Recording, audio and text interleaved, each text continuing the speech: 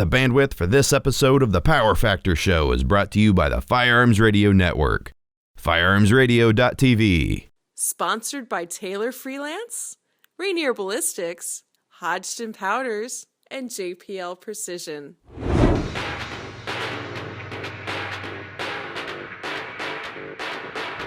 Hey Power Factor fans, I'm Rick, back with another exciting episode.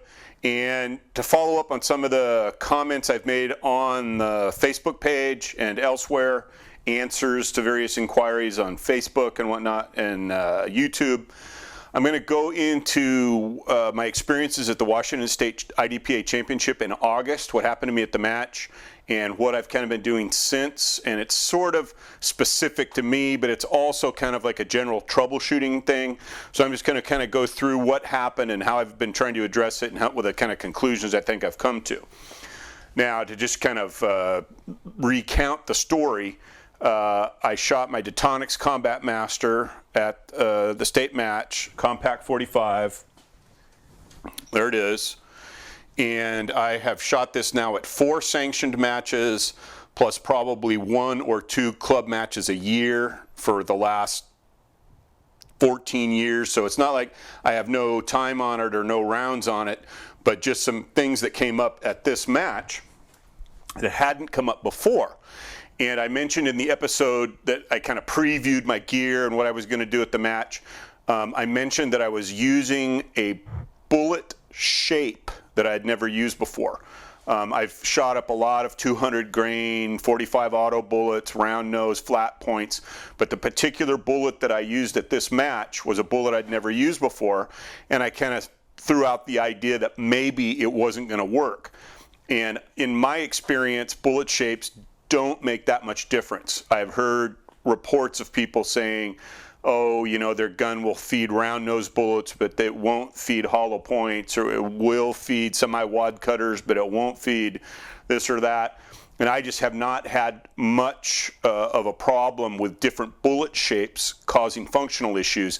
So I didn't think that using this bullet, even though it's not a good idea to go into a major match, especially if you've traveled, spent a lot of money, you know, on a hotel and stuff, you want to make sure your gun's going to work. You should always test it. But I just didn't think there was going to be a problem, and there wasn't. The ammo didn't cause any issues. I fired up 150 of these 200 grain round nose flat point is what they're called. So they look in profile a lot like a modern hollow point bullet. They're not truncated cone shape. They're rounded but with a flat tip. No issues with the ammo, but I did have some functional issues with the gun. Now, as anybody who shoots or is familiar with the 1911 platform, if you will, as a basic design, usually as the gun gets shorter, more functional issues crop up, and it's generally related to, in my experience, it's related to springs.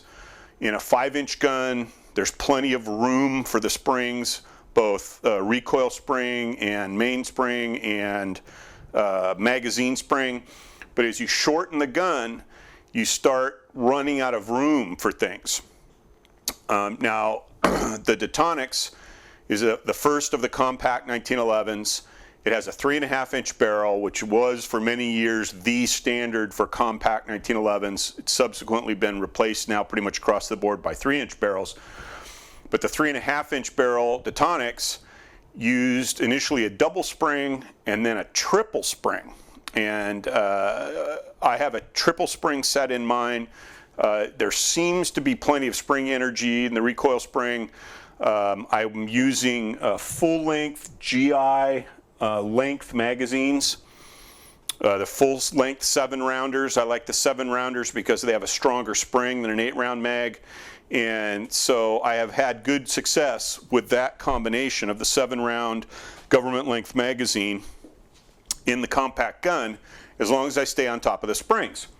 So I had 4, I think, functional issues at the state match. It was about a 150 round match, so 4 out of 150. That's a considerable failure rate as far as I'm concerned. And the nature of the problems were, first, Here's some dummy rounds here. You see there's no primer in there. Can you see there's no primer in there? The first issue that I had was the last round in the magazine, meaning I've got a round in the chamber, 7 in the tube. So as the 7th round is feeding into the magazine, it appeared to be either dragging the top round, the remaining round in the magazine, dragging it forward like this, or an inertia problem was causing the round to move just far enough forward that if I were clearing the gun, or in an instance in which I wanted to do a retention reload, where I was doing a reload with a mag that still had rounds in it, the mag would not drop out because the bullet nose here would be hanging over the feed ramp, preventing the mag from dropping out. And I had that happen 2 or 3 times. It was always while there was still 1 round in the magazine. And it's a problem I've never really had before. And so I was thinking, why is that happening? Why is that round creeping forward in the mag like that? Now, the other problem I had, if I didn't have to do a reload, apparently, and this round was still in the magazine, when I went to cycle this last round, this 8th round into the chamber, what I was getting was what I was referring to. I mentioned it on Facebook, I think, what I called a bolt over base malfunction, which is something you usually, I think, associate with ARs. But what you get is the rim. I can't reproduce this outside the gun very well. The rim is down inside the magazine, and the bullet nose is jammed up against the roof of the chamber. And so the round is jammed in there, again, because it's jammed in forward of the front of the mag well. You hit the mag release and it doesn't drop out. So you've got to drag the mag out and rack the slide and get it out of there. And that happened 2 or 3 times. And again, it's a malfunction I've never had before. So I'm kind of scratching my head. And in my experience, most of the issues that I've had, and especially when they're last round failures, are mag springs. If the mag springs are getting kind of weak, they're not strong enough to get that last round up into place for the slide to pick it up and feed it. And so I immediately thought there's a problem with the springs. So after the match, I contacted Checkmate. This is a Checkmate Industries mag. It's got their little logo on there.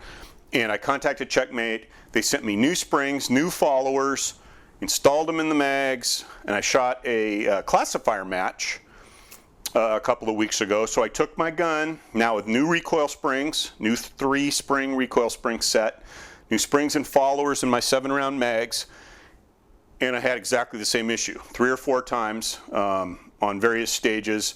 I either had to drag the mag out because the last round that was still in the magazine was hanging out the front of the tube, or I had these bolt over base malfunctions. So I'm thinking, well, what the heck is the problem? Now, here's a clue. When I was loading my magazines prior to the match, prior to the classifier match, I was thumbing the 7 rounds in there and then setting the mag on the bench. So I take my second round, second mag, thumb the 7 rounds in, set it on the bench. Third mag, and when I set it on the bench, a round popped out of one of the mags that I'd already loaded that was sitting there. Just kind of, I don't know if it was totally spontaneous or just the impact of the mag on the bench was enough to dislodge it, but the round popped out, and I'm thinking to myself, the round should be retained in the magazine more securely than that. And that got me to thinking, for years in my 5-inch guns, I've been using the hybrid feed lip mags. Now, the hybrid feed lip is a combination of the original tapered feed lip design from the original M1911 specifications and the more modern parallel or wad cutter feed lip design.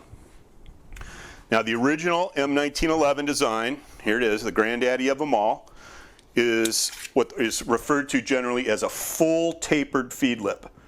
As you can see, they taper from the rear to the front, and they just get wider as they go to the front, and there's no distinct release point. It essentially, the round will just feed forward until it gets to the point where the feed lips are wider than the rim, and then it'll pop out. And of course, this design was intended to feed a bullet shape and length like this out of this gun. And for feeding this round in this gun, the full-length tapered feed lips are a perfectly good design. I mean, that's all you could get from, say, 1911 until sometime, I think, in the 50s or 60s. And what came along at that point was the match wad cutter. And I've got one here on my bullet board. That is the famous match wad cutter. And as you can see, it's a fairly odd-looking cartridge when you compare it to the round nose. It's both shorter, considerably shorter, and a very different shape. And apparently, this round does not feed too well through the full tapered feed lip design. So what was developed was the parallel or wad cutter feed lip design.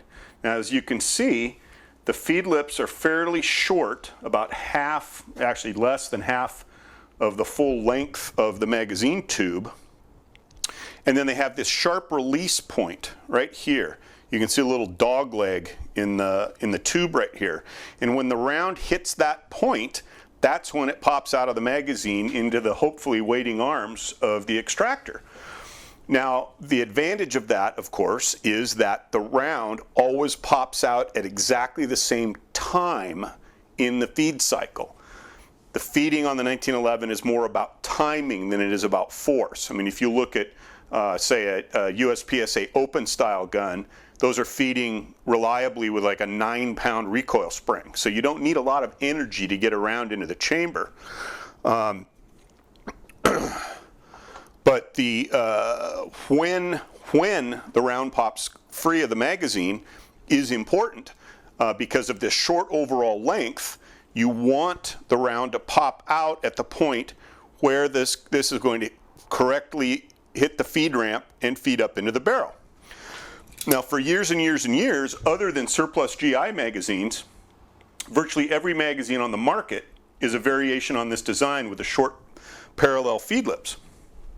Now, what Checkmate has come up with is what they call their hybrid design, which is tapered like the original GI magazine, but also with a distinct release point right here. And so you get, I think, the best of both worlds. So what you get is, if you look at the parallel feed lip design, as the round feeds forward and the nose hits the feed ramp, the front of the round is going to go up, essentially, to try to get up into the chamber. But at the same time, it's moving up to get into the chamber. The rear at the rim here is being held down by these parallel feed lips. And then when it gets to this point, it's free to pop up and then chamber. But the effect you get is of the round as it feeds forward, kind of going up like this, and then when the rear pops free, it's got to jump up to get into the chamber. If you look at a gun like a Glock, when you rack the slide back, the muzzle is pointed up like this, and so the feeding is from the magazine, where the round is angled up, into the barrel, which is angled up. On a 1911, when the gun is unlocked in feed mode, the barrel is essentially horizontal, parallel to the slide and the frame. It's not tilted up. So you're trying to feed a round that's in the magazine at an angle like this, up and then into the barrel. And the parallel feed lip mag, if you're not using a really short round like the match wad cutter, the round nose bullet is starting to climb up the feed ramp, but the back of the round is not able to follow because it's being held down by those parallel feed lips. So the advantage of the hybrid design is that because our feed lips are tapered, as the nose of the cartridge is climbing up to go into the chamber, the rear is able to climb too. As it feeds forward and the feed lips get further apart, the round is able to be more parallel to the barrel rather than being more like at the feed angle of the magazine. It's more horizontal and feeds straighter into the barrel. And so I've really come to prefer that. It makes for a really smooth feeding gun because the back of the round doesn't have to kind of porpoise up into the chamber. The whole round is straightening out as it feeds forward into the chamber. But the problem with that is the round is not as strongly retained within the magazine. Now, if you'll remember back to the episodes where Steve and I were reviewing the double tap match that we went down to in Texas a couple of years ago, I had an issue with rounds as I was reloading. The top round in the magazine was popping out and getting up inside the frame of the gun. So I was trying to cram a loaded magazine with a live round rattling around between the mag and the slide. So I'd have to drag the mag out, let that live round rattle out, complete my reload with a magazine that's now down one round. So my reloading strategy's gone out the window. And it was just a big hassle. Checkmate discovered the magazines were out of spec. They sent me some new ones, and they have actually, at that time, either just prior or just since, tightened up their specifications to make sure that magazines with feed lips that are too widely spaced, don't make it through to sale. That there's a narrower window, literally and figuratively, for how far apart those feed lips can be. And I haven't had any problems since. The 6 new magazines that Checkmate sent me, no issues along those lines. But I was thinking, the little compact gun cycles a lot more violently than a full-size gun. You're talking about, instead of a 39-ounce full-length government model that you've got a nice full grip on, shooting major power loads, which are actually reduced power loads, there's no problem. But when you're talking about a compact gun that I can't really get a good grip on sometimes because of the length of the frame, although that's, when I'm using these full-length magazines, not so much an issue. But the gun still is recoiling pretty hard due to the slide velocity and just the speed at which everything is happening. And I'm thinking to myself, I bet if that retention issue is just on the margin of not being where it should, that's causing my problems. That these rounds are creeping forward in the magazine tube because that little compact gun is cycling so violently, and the slightly less certain retention of the hybrid feed lip design is allowing those rounds to just creep out a little bit, and that's what's causing the problem. So to test that, I took the new springs and followers that Checkmate sent me, complete new sets of springs and followers, and put them into these metal form parallel feed lip mags that I'd had laying around. You can see the distinctly parallel feed lips. This one still has a GI follower in it. This is one spare that I had laying around.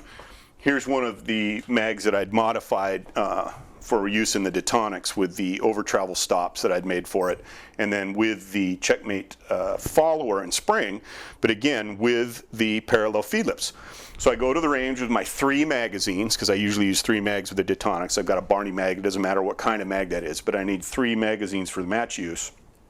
And solely to test my hypothesis that the problem was the feed lips, so I loaded 2 rounds at a time in the magazines, fired 1 round, and then if there were an issue of the top round being improperly retained by the tube, there should have been a malfunction as the second round fed into the chamber. So I loaded each mag with 2 rounds, bang, bang, eject the mag, bang, bang, eject the mag, bang, bang, no issues through 1 cycle. So I put 2 rounds in each magazine again, do the test again, no problem. Do the test again, no problem. Now I'm thinking, okay, so what about the issue I had with the top round feeding forward enough to prevent the mag from dropping out? Now I load 3 rounds in each mag. Fire the first shot, eject the mag, put it back in, fire the last shot. So then I'm getting a double test. 1, is that round creeping forward, and am I having a misfeed problem? I did that test 2 or 3 or 4 cycles for each magazine, and again, no issues. So that satisfied me that the problem A was not the springs, but it was the mag tube design that just does not sufficiently retain the magazine for this compact gun to cycle properly. But then another problem crept up, another thing. And I'm like going, how many things can there possibly be? So the issue that I was having after I'd fired about 30 or 40 rounds is a failure to eject. And I mean, I've owned this gun for 14, 15 years, and I can't remember the last time I had a failure to eject. I have had some back when I was kind of fine-tuning the extractor and selecting my springs and stuff, but I felt like I tuned all of that out with proper adjustment and spring selection, but I had a failure to eject, and I'm just kind of like, what the heck is going on? Then I have a failure to lock back. And I fire a few more rounds, and now none of the magazines will lock back. And I have another failure to eject, and then another failure to eject. And I'm thinking, this is crazy. What the heck is going on here? And I pull the slide back slowly, and it just passes right over the follower without locking. And then I noticed that if I just put the gun up against my belly, and as I align the slide with the notch in the slide, you've got your notch here where the slide stop should lock. And I noticed that if I just drew it back so it was just in alignment and then pushed the gun against my stomach like that, it would pop into place. Now it's working okay now. I've done some little remedial action since I had my problem. But what I thought was the problem seems to be the magazine. You'll see there's a little bit of vertical, just a little bit of vertical travel in it when it's locked in place. It's hanging on the mag release, but you don't want there to be hard contact there. You want a little bit of play in there so that it will lock in securely every time. But just the act of pressing up like that 32nd of an inch caused it to lock into place. So then what I did was took the magazine out, and I'm looking at it, and what I discovered, to my satisfaction anyway, is that it appears that the follower is hitting the feed lip right there before this shelf that hits the that actuates the slide stop. Just before this was high enough in the frame to fully activate the slide stop, the follower was stopping against the feed lip. So when I pushed it up just a little bit, that would bump the slide stop into engagement. So my conclusion was, you cannot take a magazine tube from one company and a spring and a follower from another company and cobble the parts together and expect it to work.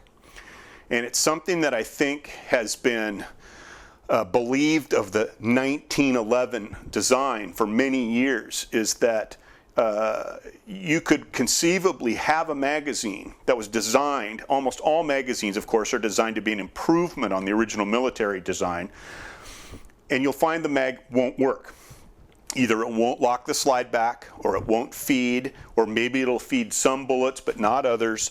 And I think that the problem is that the original M1911 design, it's a system. It's a gun, a cartridge, and a magazine that are all designed to work together. And when you change any part of that system, it's just not going to work. And I'm kind of aware of that in the background, but I've never really bought into it too much because I generally have not had any issues. I've used mags from multiple manufacturers, I've used guns from multiple manufacturers, and they generally always work, especially in case of feeding. I've never really had any feed issues with any of the guns I've owned. But it just hammers home the idea that if you've got a problem with your gun, and it's not this gun, if it's not this, and your magazine is not this, then the problem is not this. It's not 1911, because this is a 1911. This is the 1911, and anything else that varies from the original specifications, if it doesn't work, that's on the person who varied the specifications. So if your mags don't work, don't blame John Browning and the U.S. Army. Blame whoever it was that made the magazines. Like always with your gun. If it doesn't feed, if it doesn't extract, if it doesn't eject, if you don't like the sights, if you don't like the trigger, that's not a 1911 problem. That's the problem of the company that manufactured the gun improperly. So I would like to emphasize, if you've got a 1911 of whatever size, whatever brand, if you've got a gun with a certain magazine and a certain cartridge and it runs, stick with that. I see a lot of stuff on the 1911 forums where somebody will post a question, what kind of mags are going to work in my gun? How can I tell you what kind of mags are going to work in your gun? You know, who knows? I mean, it could be something like a slightly variation in the angle of the frame feed ramp could just make that particular gun incompatible with a certain magazine that has a slightly longer or slightly wider spread feed lips. The shape or design of the follower could have an effect on last round feeding. I hear people talk about the follower and how it affects feeding. Well, the follower doesn't really affect the feeding of any round except the last one, because the follower is at the bottom of the mag, not at the top. The job of the follower is to push the rounds up into contact with the feed lips. So not until you get to that last round should the follower come into play. Now the GI followers have this little dimple in the middle of the upper shelf of the follower, and that's to prevent that last round from feeding forward. I mean, when the spring is at its weakest is, of course, when you've only got one round in there, and that's supposed to help retain that last round. Not all magazines have that. The Checkmate mag has it. They've got a little dimple on there. Chip McCormick's don't. Wilson's don't. Wilson's used to. If you look at a Wilson magazine from about 25 years ago, back then they were called Wilson Rogers magazines, the plastic follower had a little ball bearing set into the follower right there to serve that same purpose. But somebody said, I don't know if they said, you know, I don't really think we need that. Or some bean counter said, you know, we could make an extra 10 cents on our mag if we got rid of that little ball bearing. But I think it serves a useful purpose. And again, I just think as you start to get away from the original design specifications, you can't expect it to work under all circumstances. So the lesson that I learned, I should have known, I did know, but it was just kind of in the back of my head, is that once you start changing things, you don't know what you're going to get. And so if you, by process of elimination, can determine what the issue is, just eliminate that issue. In my experience, magazine springs were often the root of all evil when it came to functional issues with my pistols. But clearly in this case, it was not springs, it was the feed lip design. I've satisfied myself as the feed lip design on these magazines that going forward, when I get some new mags, or I start reusing these metal form mags for my compact gun, I'm going to stick to the parallel feed lip design. I've never really had any feeding issues with those, and the extra retention seems to be worthwhile on a compact gun. For my full-size gun, I'm going to continue to use the tapered feed lip mags or the hybrid feed lip mags because I think the smooth feeding is worthwhile, and you know, I've got thousands of rounds now with no issues with the hybrid feed lips. So that's kind of where I am right now. Testing, trying to be scientific about it, trying not to change too many variables at once. But I think going from the magazines to changing the springs to putting those springs, which should be, you know, new and powerful, into different tubes, the problems go away that I believed were being caused by the tube. That seems to have been proven. But the new issues that came up that were caused by my swapping the followers and the springs into this other tube were my own fault, but just, you know, kind of hit home with me that that's my doing. You know, I'm not going to blame Checkmate springs. I'm not going to blame Metal Forms tubes. I'm not going to blame my gun. I'm not going to blame John Browning. I'm going to say that was on Rick. He screwed up. He put a incompatible follower in his tube. And now that I think I've got the proper combination worked out, stick to the parallel feed lips and a follower that's compatible with the parallel feed lips, I think everything will be happy. I'm going to do another test next time I'm at the range, and we'll report in the future.